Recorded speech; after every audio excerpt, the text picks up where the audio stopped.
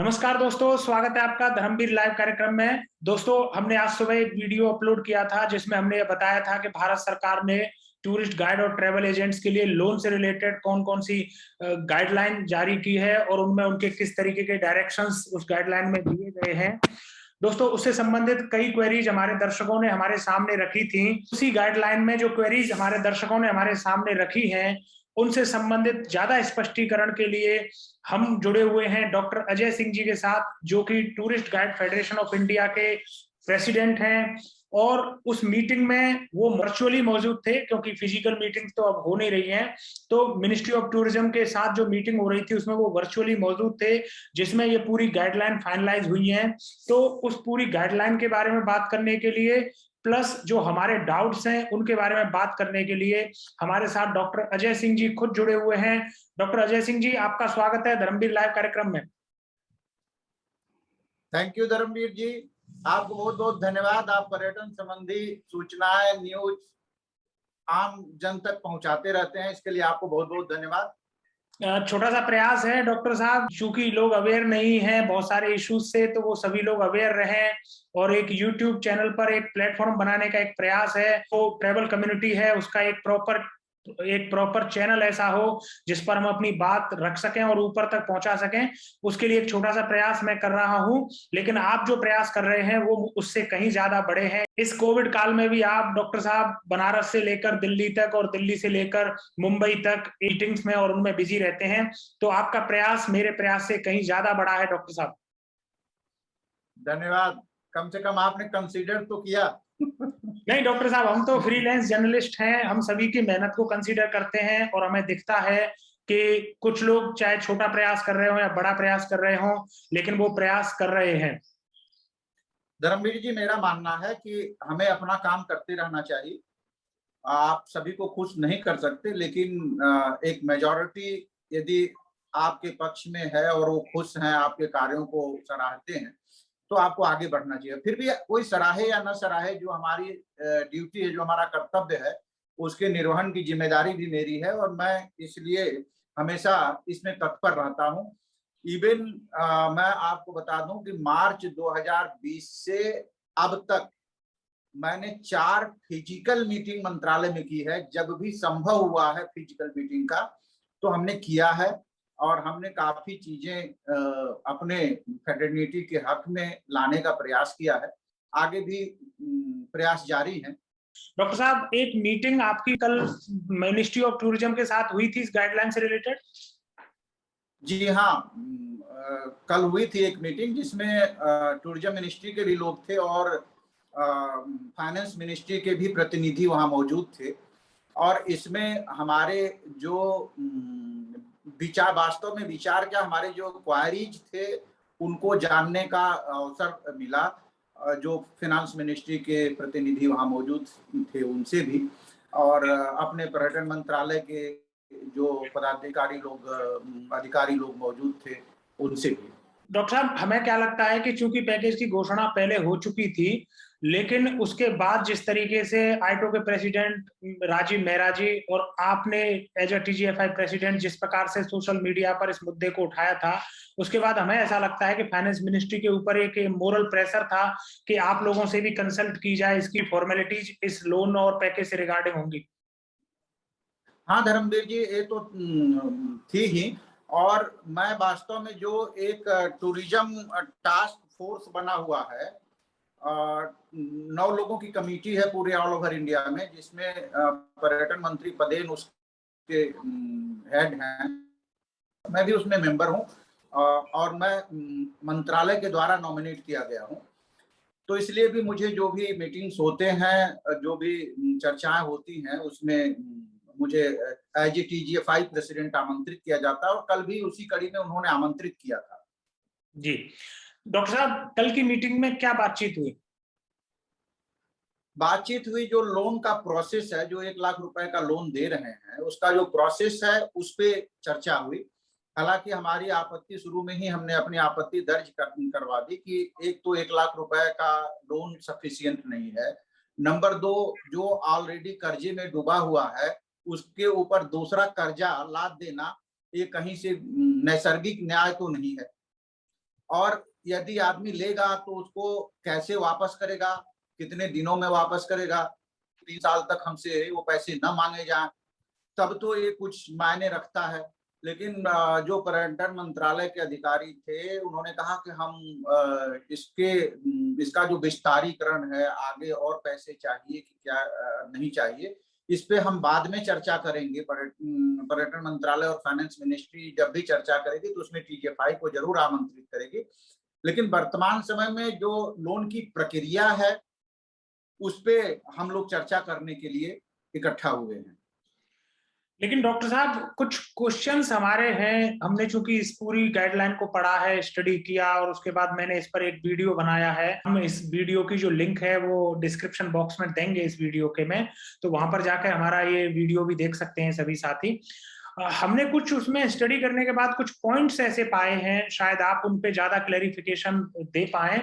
सबसे पहला पॉइंट है डॉक्टर साहब, जो इसकी टाइम है, देखिए इसमें ये कहा गया है कि 28 जून 2021 से इसकी टाइम जो स्टार्ट हो जाएगा ये लोन का प्रोसेस। चूंकि वो बैक डेट है, 28 जून तो ऑलरेडी निकल चुका है, और 31 मार्च 2022 तक ये स्कीम चलेगी। लेकिन इसमें साथ ही ये भी लिखा हुआ है कि 100 करोड़ रुपए की गारंटी जिस दिन पूरी हो जाएगी, ये स्कीम अपने आप टर्मिनेट हो जाएगी। ये क्या है? ये आपका कुछ स्पष्टीकरण इस बारे में हो पाया था उनसे? जी, वास्तव में 10 लाख रुपए का लोन इन्होंने ट्रेवल एजेंट्स के लिए निश्चित किया है, और 1 लाख रुपए का लोन अप्रूव्ड गाइड्स के लिए, जिसमें रीजनल लेवल गाइड और स्टेट लेवल गाइड्स सम्मिलित हैं। उसमें गाइड्स को जो लोन 1 लाख रुपए का मिल रहा है, 75% की बैंक गारंटी मंत्रालय देगी।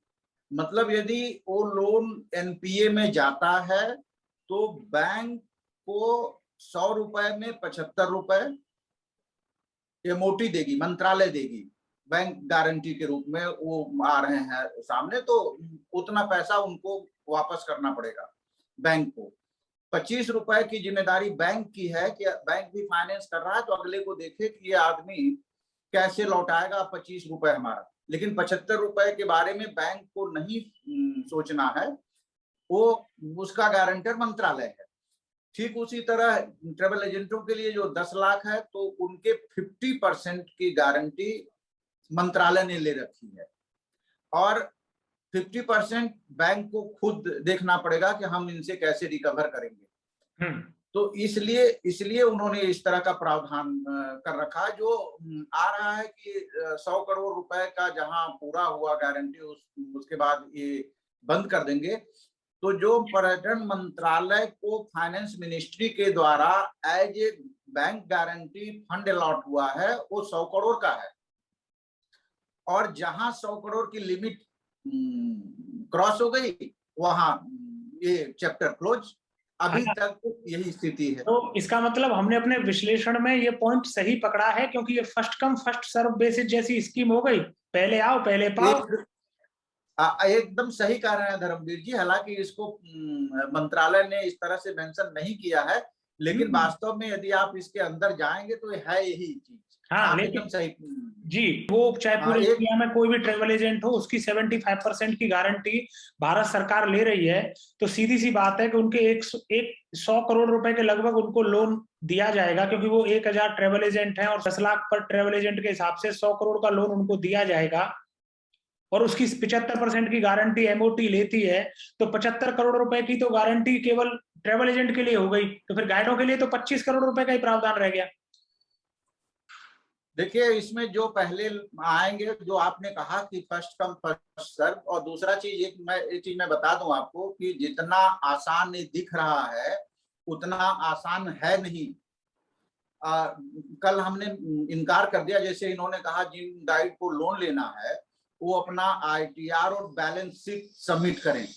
हमने कहा कि हमारे 50% गाइड जो है इस स्थिति में है कि न तो ITR भरते हैं, क्योंकि वहां तक उनका इनकम है ही नहीं, तो वो बैलेंस शीट कहाँ से देंगे, ITR कहाँ से देंगे। तो इस पे हालांकि फिनांस मिनिस्ट्री और टूरिज्म मिनिस्ट्री दोनों लोग राजी हुए कि नहीं, गाइड्स केवल पैन कार्ड के आधार पे लोन ले सकते हैं। ये बात सही है कि गाइड की जो मैक्सिमम कम्युनिटी है उनकी इनकम ही इतना नहीं है कि हम जो है इनको बैलेंस शीट सबमिट कर सकें। दूसरा, यदि आप बैलेंस शीट मांग रहे हो तो हमको लोन बैलेंस शीट के आधार पे दो ना। यदि हम 10 लाख रुपए पे टैक्स दे रहे हैं तो 10 लाख की लोन हमको भी दो। यदि हम 5 लाख पे इनकम ITR फाइल कर रहे हैं तो 5 लाख तो हमको मिलना चाहिए। 1 लाख रुपए दे रहे हो, 1 लाख में कौन सा हम बैलेंस शीट आपको देंगे? तो कई चीज बहुत ही इतना आसान नहीं है लोन ले पाना। दूसरी चीज इन्होंने ये कर दिया है बैंक को कि जो 25% वाला ये लेकुना हम कहते हैं, इसको लेकुना लगा दिया कि 25% बैंक, तो बैंक पूरी पड़ताल के बाद ही आपको लोन देगी, क्योंकि 25 पैसा उसको भी आपसे वसूलना है। हाँ। तो ऐसे ही सबको लोन नहीं मिल जाएगा। बैंक में आपके खाता है, बैंक आपका देखेगा कि आदमी वापस कर सकता है कि नहीं कर सकता है, उस आधार पे आपको बैंक अप्रूव करेगा। ये एक तरह से कहिए तो छलावा है, इसके अलावा कुछ नहीं है। यदि इनको देना था तो ये सब्सिडी देते गाइड्स को तो समझ में बात आती। अब 1 लाख के लोन के लिए हम बैंक दौड़े, उसके ऊपर 7.85% हम ब्याज दें, जो कि आप सालाना जब कैलकुलेशन करेंगे तो वो 8.25% आ जाएगा। तो ये कहीं से प्रैक्टिकल चीजें नहीं दिखती। तो डॉक्टर साहब, हाथी के दांत हैं खाने के और दिखाने के और। फाइनेंस मिनिस्टर तब तो कह रही थी कि 100% लोन बिना किसी गारंटी के, बिना किसी उसके मिलेगा। यही आप देख लीजिए, पहले तो यही कहा गया कि 100% गारंटी MOT की होगी, आपको कुछ भी नहीं, गारंटर MOT है। आप बैंक जाइए, लोन लीजिए, घर जाइए, लोगों को लगा कि 10 बजे मैं जाऊंगा बैंक और मेरे खाते में 12 बजे तक पैसे आ जाएंगे। लेकिन यहाँ तो 12 बज जाएंगे आपको बैंक दौड़ते दौड़ते। जी जी जी, बहुत अच्छे डॉक्टर साहब, बहुत सही कदम उठाया है भारत सरकार ने। स्ट्रेस फुल जो गाइड परेशान थे उनको राहत देने के लिए बड़ा सटीक कदम है ये। डॉक्टर साहब, ये रीपेमेंट का शेड्यूल 2 ही वर्ष है ना? हाँ, इसको ये किए हैं, लेकिन हम लोगों ने कहा कि पहले 5 साल की मांग हुई, मिनिमम 5 इयर्स दिया जाए। 2 साल में पर्यटन रिवाइव भी होगा कि नहीं होगा, रीस्टार्ट भी होगा कि नहीं होगा, लिहाजा इसको 5 साल कम से कम किया जाए। फिर हम लोगों ने जब ये वार्ता चल रही थी तो उसमें हुआ कि 3 साल तक तो आप हमसे एक पैसे मांगे मत, लेकिन और 3 साल के बाद 2 साल का हमको एक्स्ट्रा समय दीजिए कि हम उस दौरान हम इसको पे कर सकें। जी, लेकिन डॉक्टर साहब, दुनिया तो लिखित में चलती है, ब्लैक एंड व्हाइट में। आपने कहा भले ही कुछ भी हो, लेकिन जो फाइनल गाइडलाइन आई है उस गाइडलाइन में तो ऐसी कोई बात ही नहीं है। 2 वर्ष के अंदर आपको लोन रिटर्न करना है। हाँ, तो इसको लेगा फिर कौन? मैं तो कल भी क्लियर कर दिया कि यदि ये प्रैक्टिकल नहीं होगा तो हमारे कोई गाइड लोन लेने को तैयार नहीं होंगे। मतलब प्रयास है पूरा, केवल जिसे कहें तो हेडलाइन मैनेजमेंट का काम है। बाकी धरातल पर किसी को कुछ मिले ना मिले उससे सरकार को और मिनिस्ट्री को कोई फर्क नहीं पड़ना। एकदम नहीं फर्क पड़ता। तो ये टूरिज्म इंडस्ट्री 18 महीने तक नेग्लेक्ट थोड़ा रहती। पर्यटन को बढ़ावा देने की बात हो रही है, हमारे यहाँ 4 मंत्री महोदय नियुक्त कर दिए गए, लेकिन यदि आप निष्पक्ष रूप से देखें तो यह सारा चीज दिखावा ही समझ में आ रहा है। पर्यटन तो जहां था वहीं का वहीं पड़ा हुआ है। हम हमारे लिए काम नहीं है। देखो अपना देश, प्रोग्राम जारी है, फ्लाइट्स बंद किए हुए हैं, आप रिस्ट्रिक्शंस लगाए हुए हैं, मॉल खोल दिए, स्पा खोल दिए, सारा कुछ खोल दिए, और टूरिज्म नहीं खोल रहे हैं, उससे कोरोना बढ़ेगा। तो कम से कम डोमेस्टिक टूरिज्म ही यदि ये लोग पूरी तरह से खोल दें तो हमारा भला उसी से हो जाएगा। हमें लोन की जरूरत नहीं है। मैं तो कल भी बोला कि हमें लोन की जरूरत ही नहीं है, हमें तो आप टूरिज्म स्टार्ट कर दो, हम जी लेंगे। लेकिन डॉक्टर साहब, एक बात मैं आपसे थोड़ा सा डिफर करूंगा इस बात पे। तो जितने बहुत सारे लोगों से मेरी बात हुई है, कई गाइड से मेरी बात हुई है, वो अपना नाम नहीं बताना चाहते हैं, लेकिन वो तो साफ साफ कह रहे हैं कि उनको बैंक्स वगैरह ने इतना हैरेस कर रखा है कि अगर उनको 1 लाख रुपए तो क्या, अगर 50,000 रुपए भी कहीं से मिलते हैं तो वो इस लोन को जरूर लेंगे।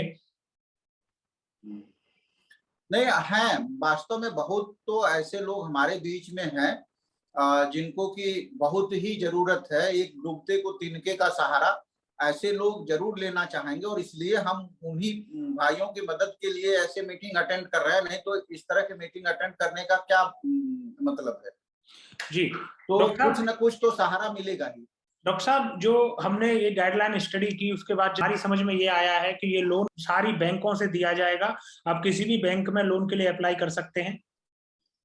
जी हाँ, जिस बैंक में आपके खाते हैं उस बैंक में आप जाइए और वहां आप अप्लाई कर सकते हैं। हाँ, लेकिन इसके लिए उन्होंने फेडरेशन से कहा है कि आप जल्द से जल्द जो भी गाइड लोन लेना चाहते हैं या नहीं लेना चाहते हैं, हर गाइड के नाम और लिस्ट, एड्रेस, लाइसेंस नंबर सारा अपने रीजनल ऑफिस में जमा करवाएं अविलंब।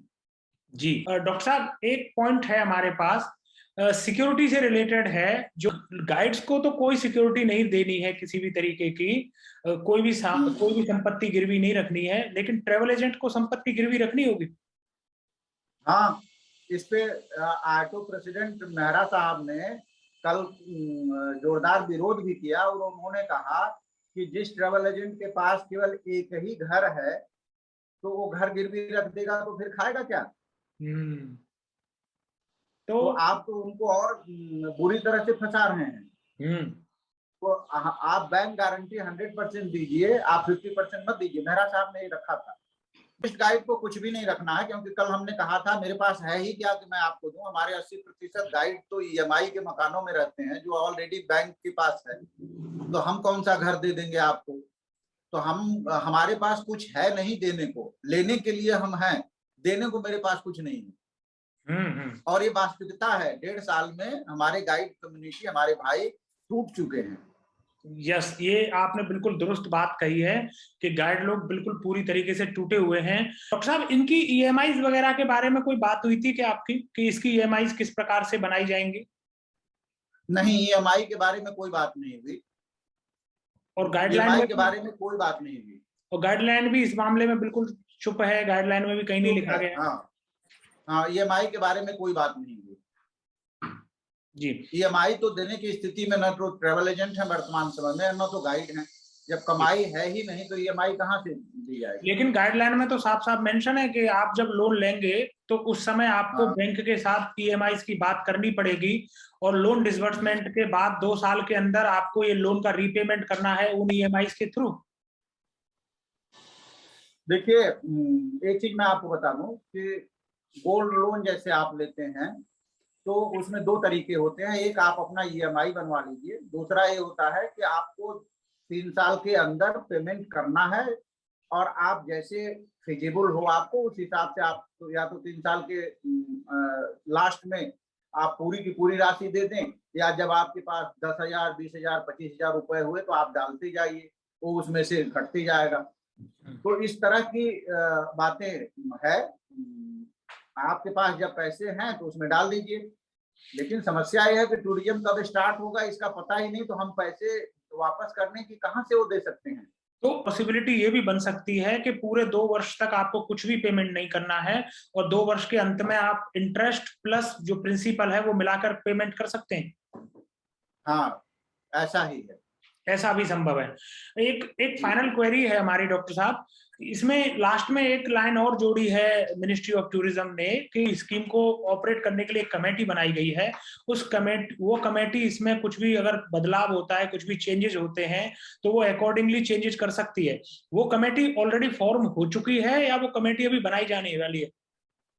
नहीं, अभी वो कमेटी बनाई जानी है, और क्योंकि चेंजेज के इसमें बहुत सारे जगह हैं जहाँ पे चेंजेज की आवश्यकता है, तो उसके लिए इन्होंने कहा कि हम एक कमेटी बनाएंगे और जब भी चेंजेज होगी उस कमेटी की मीटिंग्स होगी और हम उनके सुझाव लेने के बाद ही चेंजेज करेंगे। मैंने अपना जो वीडियो बनाया है कल शाम को इस बारे में, जो हमारे दर्शक मेरी देख सकते हैं यूट्यूब चैनल पर, उस वीडियो में मैंने ये बात उठाई है कि संभव है कि उस कमेटी में टीजीएफआई और आईटो के कुछ मेंबर्स हो सकते हैं।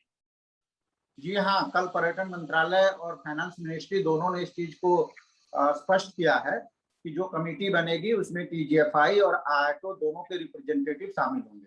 जी, बहुत-बहुत धन्यवाद डॉक्टर साहब। आप कुछ और जोड़ना चाहेंगे जो जानकारी हम क्वेरी नहीं कर पाए, और आपके पास अगर कोई महत्वपूर्ण जानकारी हो जो आप टूरिस्ट गाइड और ट्रैवल एजेंट्स और ट्रैवल ट्रेड से जुड़े हुए बाकी लोगों को देना चाहते हैं इस लोन के बारे में? देखिए, हम लोगों ने हर पहलू को इसमें छू दिया है, कोई चीज बचा नहीं धर्मवीर जी। फिर भी मैं ये कहना चाहता हूं कि जिन लोगों को अति आवश्यकता है वो अपने बैंक से संपर्क करें, और उसके पहले अपने जो कागजात हैं वो पर्यटन मंत्रालय को भेज दें। कागजात मीन्स जैसे गाइड्स के लिए है कि आप अपना नाम, अपना पूरा पता, लाइसेंस नंबर, ईमेल आईडी के साथ अपने निकटतम जो आपका पर्यटन कार्यालय है वहां जमा कर दें, या अपने RD ऑफिस को अविलंब मुहैया करवा दें। धन्यवाद।